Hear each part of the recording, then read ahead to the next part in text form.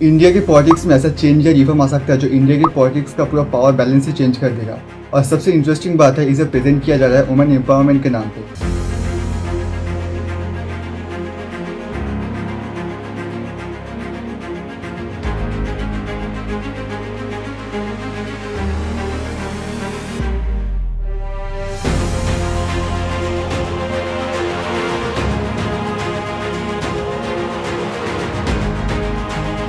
अगले कुछ दिनों के अंदर सरकार पार्लियामेंट में 3 बड़े बिल लाने की तैयारी में है। कॉन्स्टिट्यूशन अमेंडमेंट बिल 2026, दूसरा है डिलिमिटेशन बिल 2026 और तीसरा है union territories law amendment bill. इन सब का सेंटर पॉइंट है डिलिमिटेशन। डिलिमिटेशन का मतलब होता है देश के पार्लियामेंट्री सीट्स को दोबारा डिवाइड करना पॉपुलेशन के हिसाब से, मतलब जितनी पॉपुलेशन उतनी सीट्स। लेकिन यही से प्रॉब्लम शुरू होता है। इंडिया में नॉर्मली ये प्रोसेस 10 साल के अंतर में होता है, लेकिन 1970s के बाद इसे फ्रीज कर दिया गया और इसका कारण था पॉपुलेशन एक्सप्लोशन। और इसका आइडिया ये था कि जो स्टेट अपने पॉपुलेशन को कंट्रोल कर रहा है उसे पनिश नहीं किया जाना चाहिए। और फिर 2002 में वाजपेयी सरकार इसी प्रोसेस को कंटिन्यू करते हुए इसे 2026 तक एक्सटेंड कर दिया।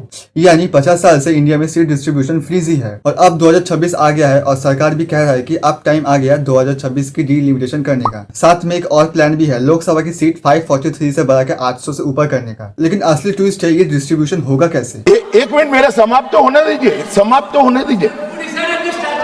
अरे पर समाप्त तो होने दीजिए।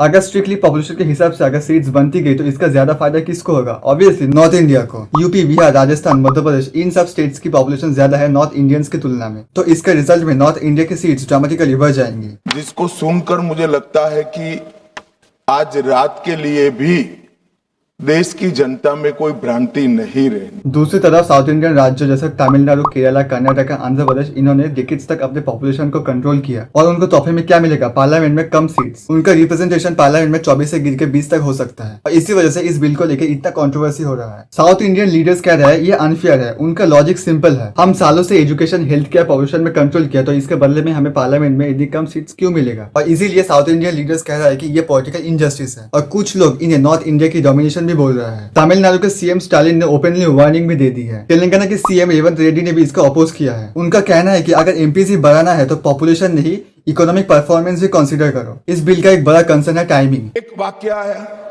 कि तमिलनाडु, बंगाल में चुनाव हो रहे हैं और ये नया एक्ट आ गया। मान्यवर,